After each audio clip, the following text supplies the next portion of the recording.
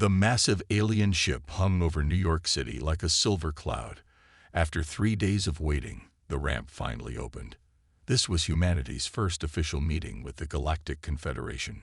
John Mitchell fixed his tie and took a deep breath. At 63 years old, he was Earth's most respected diplomat. The president had chosen him to represent all of humanity. "Ready, sir?" asked his aide. John nodded. "As ready as anyone can be to meet aliens." The alien delegation walked down the ramp slowly. There were 5 different species, each stranger than the last. Some had too many eyes. Others had skin that changed colors. One looked like a walking plant. The leader stepped forward. He was tall with blue-tinted skin and large almond-shaped eyes. "I am Zex Terra of the Valdurian people," he said through a translator device. "On behalf of the Galactic Confederation, I welcome Earth to the interstellar community." John bowed slightly. "Ambassador John Mitchell of Earth, we are honored to join you among the stars." Later, at the welcome dinner, John sat next to Zex Terra. The alien moved with a calm grace that came from centuries of practice. "How old are you, Ambassador Mitchell?" Zex Terra asked while sipping a strange blue drink. "I'm 63, John replied. The alien's eyes widened. "Only 63 years. That's remarkable." John smiled politely. "That's considered fairly old for humans. Our average lifespan is about 80 years. The room went quiet. All the aliens stared at John. "80 years?" asked a plant-like alien. "Total?" John nodded. "Yes. Our oldest humans rarely live past 100. Zex Terra put down his drink. "I am 342 years old, Ambassador. I am considered middle-aged among my people." An insect-like alien clicked its mandibles. "My species routinely lives to 500. The Norians can reach 800, added another. John felt suddenly small. "I see." Zex Terra patted John's hand in a gesture that felt like pity. "How fascinating. You humans are like mayflies compared to the rest of us." The aliens began talking among themselves. John heard words like primitive, underdeveloped, and children. "Tell me," Zex Terra asked, "how do you accomplish anything meaningful in such brief lives? By the time you learn something useful, you must be close to death." John straightened his back. "We manage well enough." "And your leaders," continued Zex Terra, not noticing John's discomfort.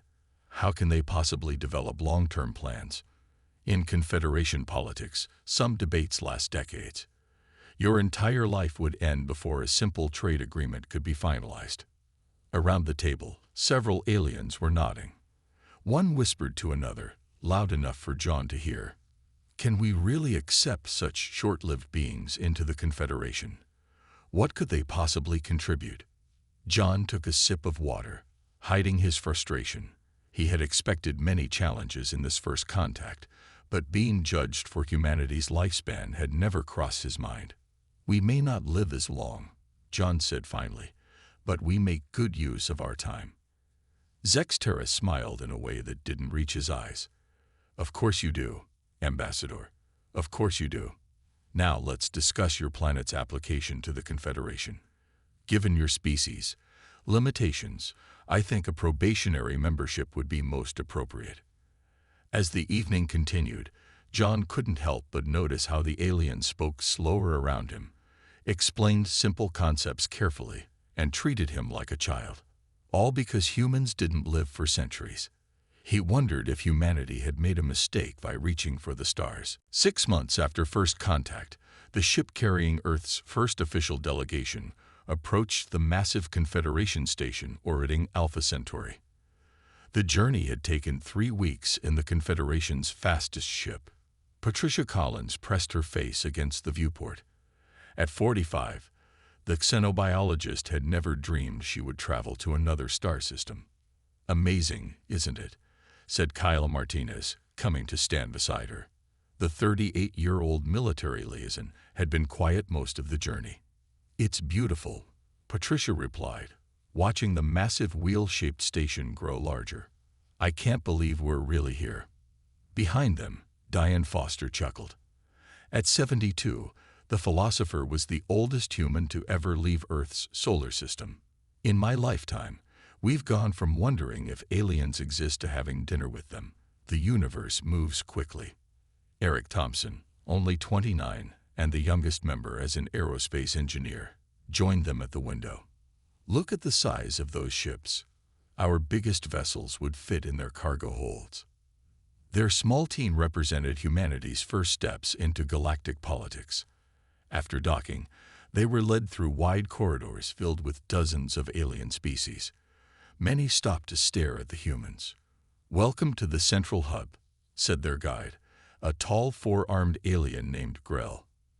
"The council session begins tomorrow. Tonight, there's a reception for all new delegations." Later, dressed in their best clothes, the humans entered the grand reception hall. Hundreds of aliens from various species mingled under floating lights. "The humans have arrived," announced a voice, and suddenly all eyes were on them. A group of tall, elegant aliens approached. "I am Council Member Lith," said one with silvery skin. "How was your journey?" "Not too taxing, I hope. We understand that beings with your metabolic rates require frequent rest." "We managed fine.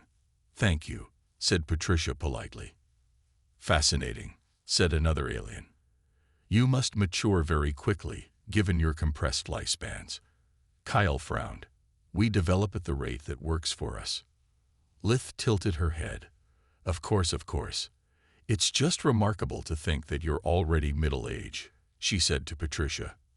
"At what age do humans typically reproduce?" "Usually between 20 and 40, Diane answered. The aliens exchanged glances. So young, barely more than children themselves. Diane smiled tightly. "I have 3 children, 7 grandchildren, and 2 great-grandchildren."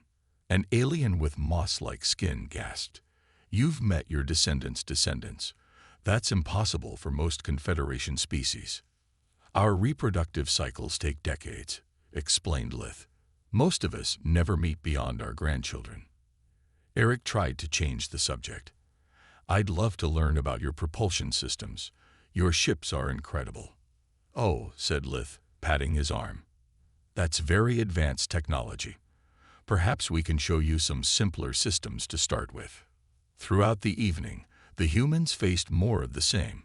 Aliens expressed amazement at how quickly humans must learn, asked if they felt rushed by their brief existence, and questioned whether beings with such limited lifespans could truly understand long-term galactic policies. Later, back in their quarters, Patricia threw herself onto a couch. "I felt like a circus animal. Or a child at the adults' table," Kyle agreed. "They judge us for something we can't control," said Eric, frustrated. Diane looked thoughtful. "They measure everything by time. But is a long life always a better one?" "We need to prove ourselves," said Patricia firmly. "Show them that what humans lack in years, we make up for in other ways." They all nodded, determined. The real work was just beginning. Patricia Collins couldn't sleep. After 2 weeks on the Confederation station, the constant subtle insults about human lifespans were getting to her. She decided to do something productive instead of lying in bed feeling angry. The Confederation archives were open all night.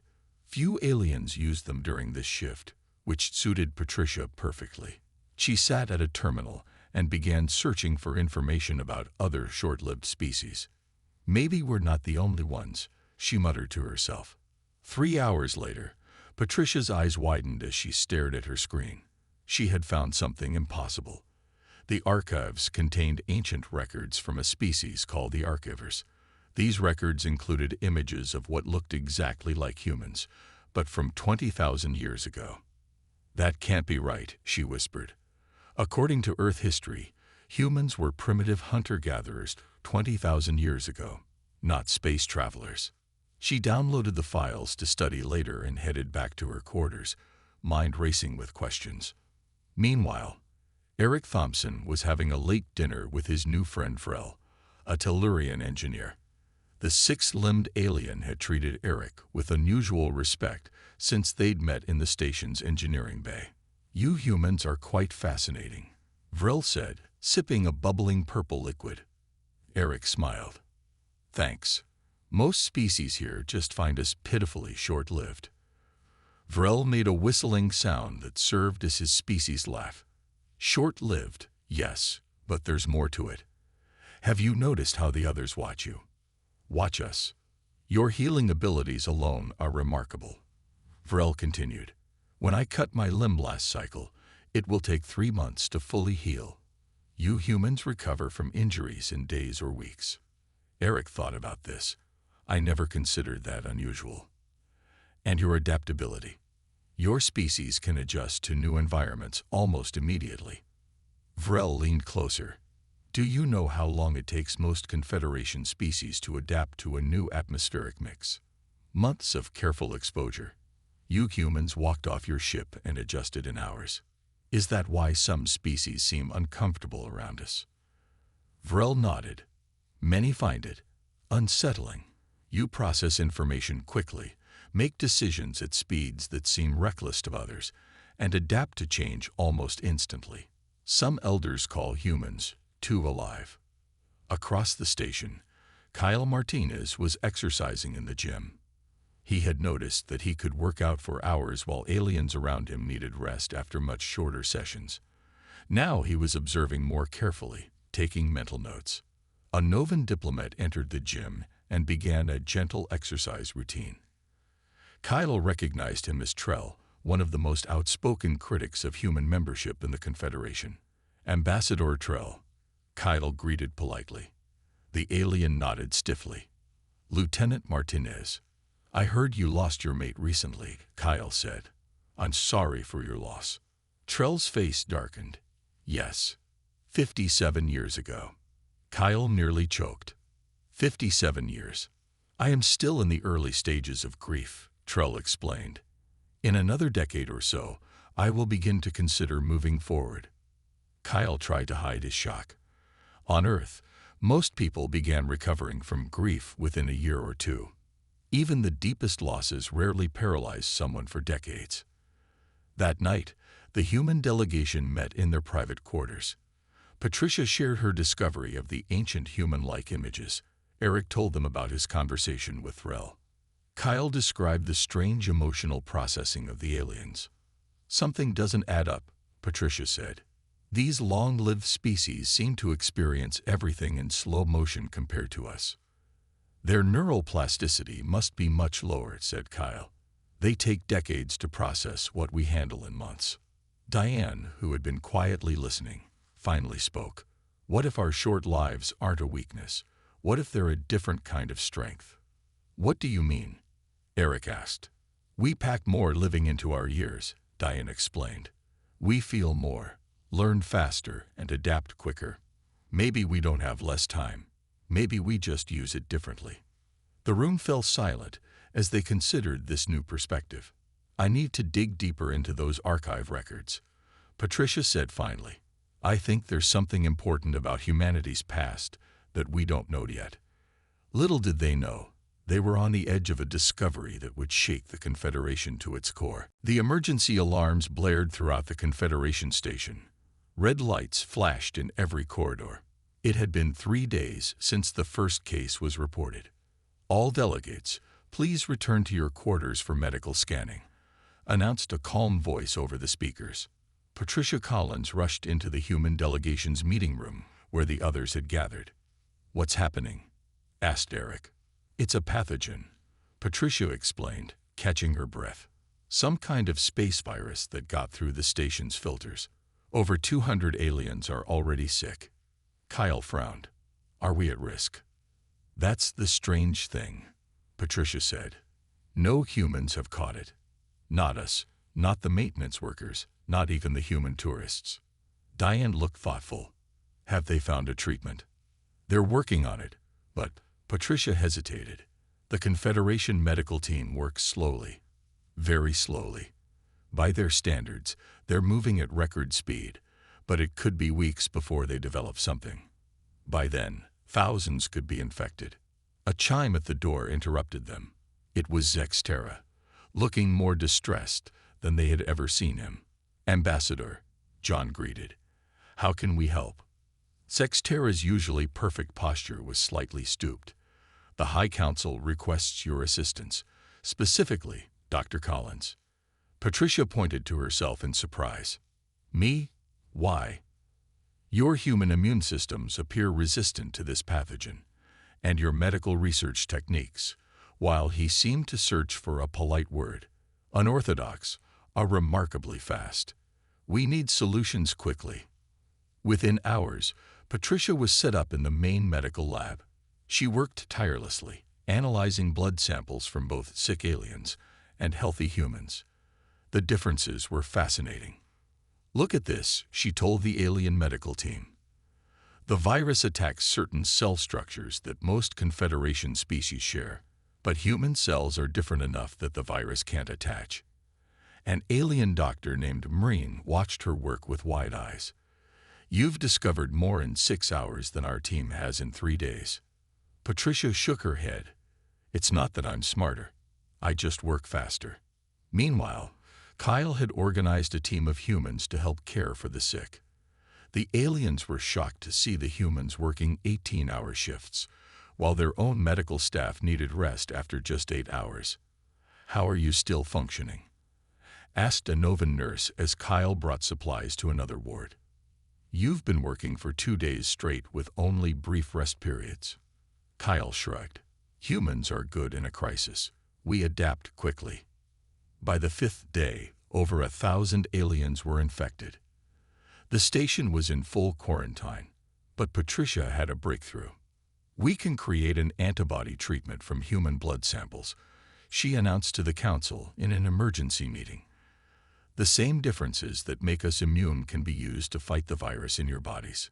The council members looked at each other in disbelief.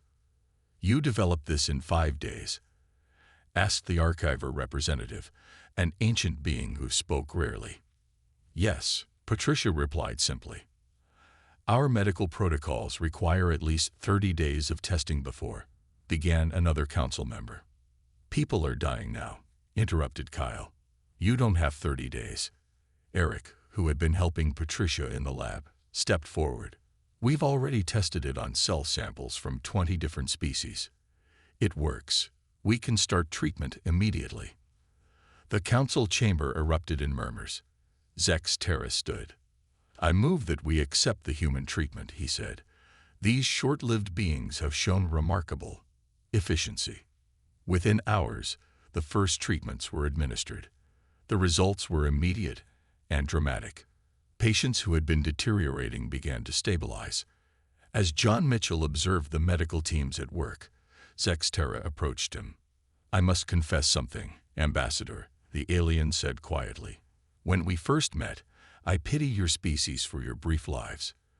But now I wonder, perhaps we have been measuring wrongly all along." John smiled slightly. "How so?" "The humans have accomplished in days what would take us months," said Sextera. "It is most puzzling." "Perhaps," John suggested, "it's not how long you live, but how much living you do in that time that matters." Sextera stared at him, clearly troubled by this new perspective. 2 weeks after the virus outbreak, the Confederation station had returned to normal operations. Thanks to the human-derived treatment, only 12 aliens had died, far fewer than the thousands initially predicted. The human delegation found themselves treated differently now. The open mockery about their lifespans had stopped, replaced by curious stares and whispered conversations. The High Council called an emergency session. All delegations were required to attend. The human team sat together, wondering why they had been summoned. "What do you think this is about?" Eric whispered to Patricia. She shrugged. "Maybe they want to thank us for the virus treatment." The council chamber was massive, with seats for hundreds of delegates arranged in a semicircle. At the center stood the 9 members of the High Council, representing the oldest and most influential species in the Confederation. The head counselor, a tall being with translucent skin, raised his arms for silence. "We are gathered to address an important matter concerning our newest members, the humans of Earth," he announced. "Recent events have raised questions that can no longer be ignored." Patricia felt her heart speed up. Had she done something wrong with the treatment? I call upon Elder Keztak of the Archivers to speak, the head counselor said. A small, ancient-looking alien stepped forward. Patricia recognized his species from her research. The Archivers were known as the record keepers of the galaxy, living up to 1,200 years. I have served as chief historian for 347 years. The elder began. In this time, I have never broken the Archiver oath of neutrality. Today I must. A murmur ran through the chamber. During the recent crisis, I observed the humans closely. The elder continued. Their resilience, adaptive capacity, and neural processing speeds match only one other species in our records. He paused dramatically. A species we knew as the Ancients of Terra. The chamber erupted in shocked whispers. Impossible, shouted one delegate. The Ancients vanished 18,000 years ago, called another. The elder raised his hand for silence. The evidence is clear. Genetic testing confirms it. The humans are descendants of the Ancients. John Mitchell stood up. What exactly are you saying? Who were these Ancients? The elder turned to face him. Terra is the old name for Earth. Your planet was once home to one of the founding species of the first galactic community, long before the Confederation existed. Patricia gasped. This explained the images she had found in the archives. The Ancients were not like other species, the elder continued. They were extremely long-lived, often reaching 400 years. But they were known for something even more remarkable: their adaptability. A holographic image appeared in the center of the chamber. It showed human-like beings building massive structures and piloting advanced ships. Approximately 20,000 years ago, a terrible war broke out with an aggressive species called the Vex. The Ancients fought bravely, but the Vex targeted their homeworld with weapons designed to destroy their civilization. The image changed to show Earth being bombarded from space. The attack did not kill the Ancients, but it destroyed their technology and altered their planet's ecosystem. Cut off from their colonies and facing harsh new conditions, they evolved. Eric leaned forward. Evolved how? The elder looked directly at him. Your bodies adapted to maximize survival in a newly dangerous environment. Your cells learned to reproduce and repair damage at incredible speeds. Your minds developed greater neuroplasticity to learn and adapt rapidly. With each generation, you became faster, more adaptable, more resilient, but at a cost. Our lifespans, whispered Diane, understanding dawning on her face. Yes, the elder nodded. Your ancestors traded longevity for intensity. Rather than living long, slow lives like most sentient species, humans evolved to live short, fast ones. The chamber was completely silent now.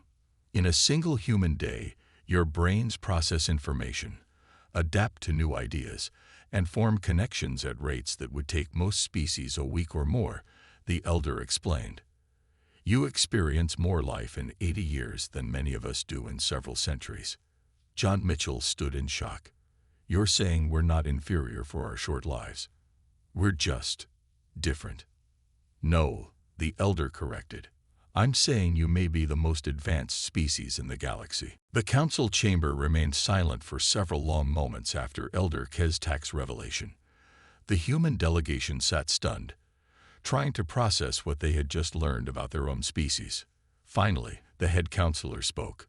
In light of this information, we have conducted tests to verify the elder's claims. A Valdurian scientist stepped forward. We measured human neural activity, cellular regeneration, and metabolic rates compared to other species.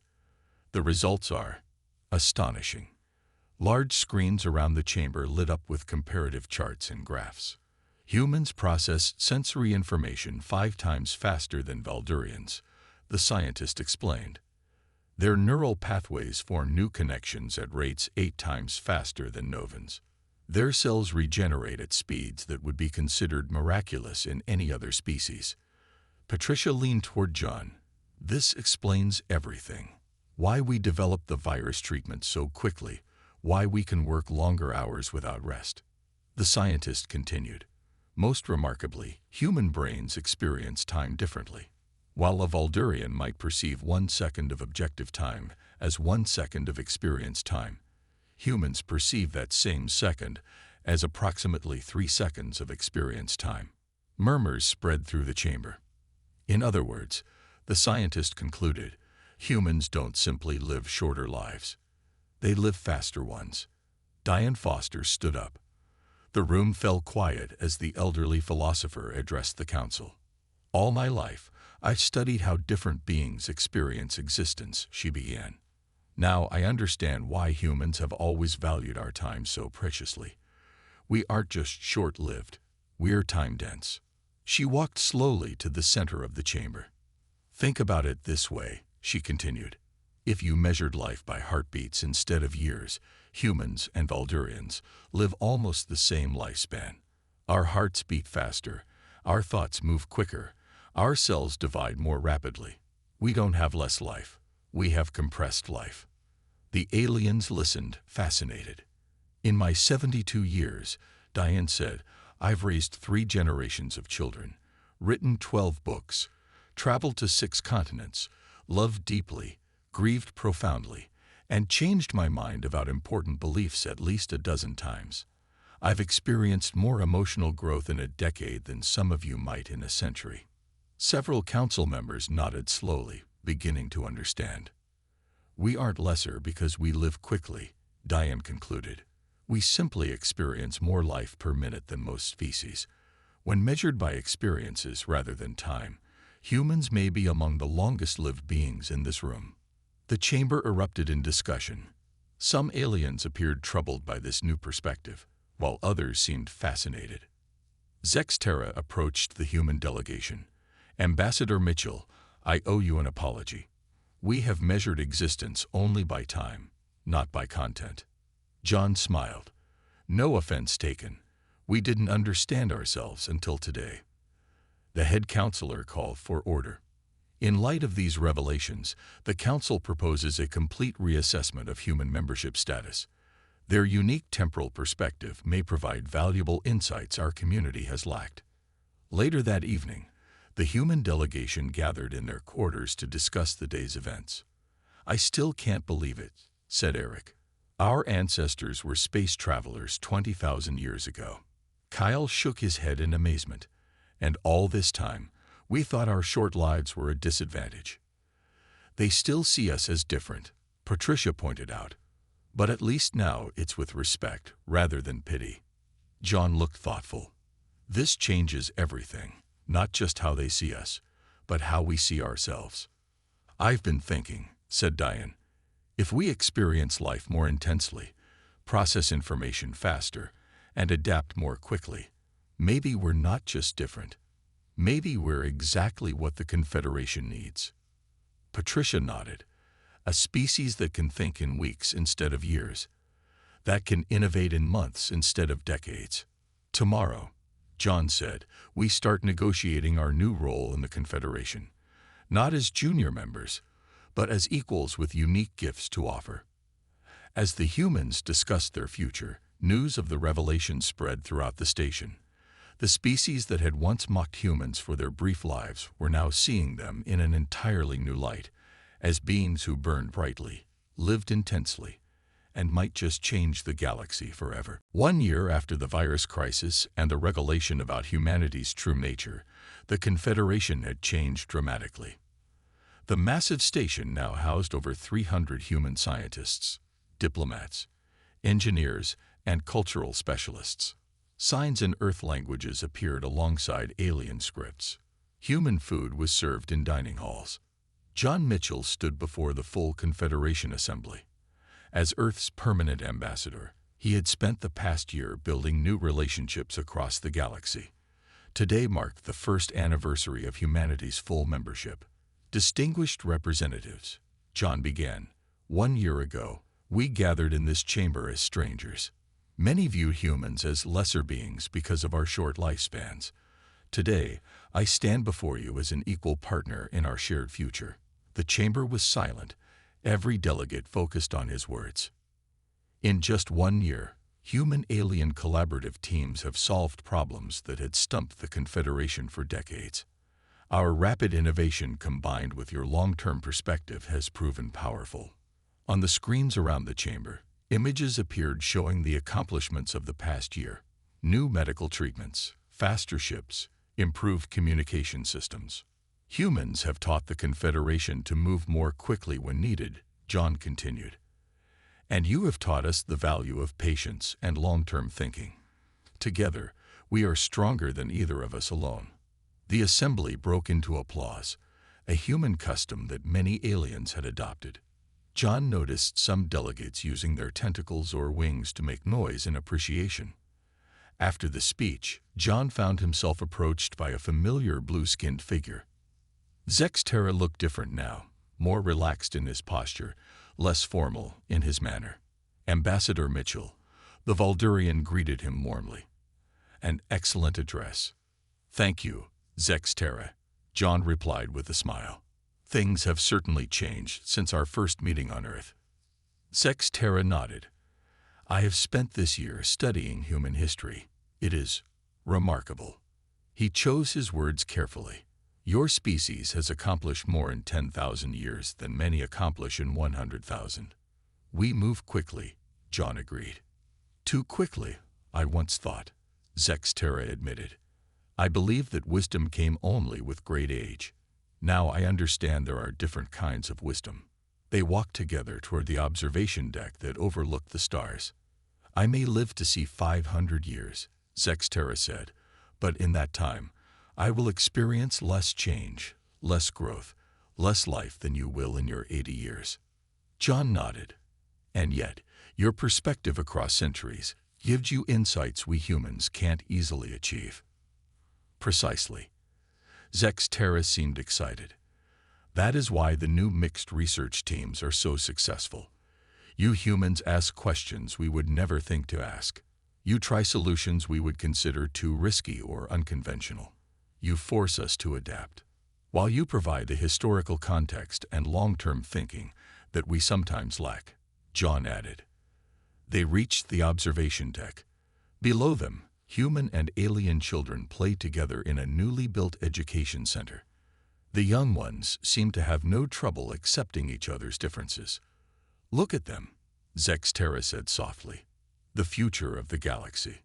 John watched a small human girl explaining something to a young Novan, her hands moving quickly while the alien child listened with patient attention. Fast and slow, John said, each with its own strength. Your species has a saying I've come to appreciate, Zexterra remarked. It's not the years in your life, but the life in your years. John smiled.